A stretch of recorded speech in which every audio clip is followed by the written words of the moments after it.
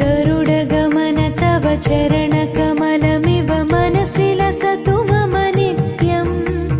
गरुडगमन तव चरण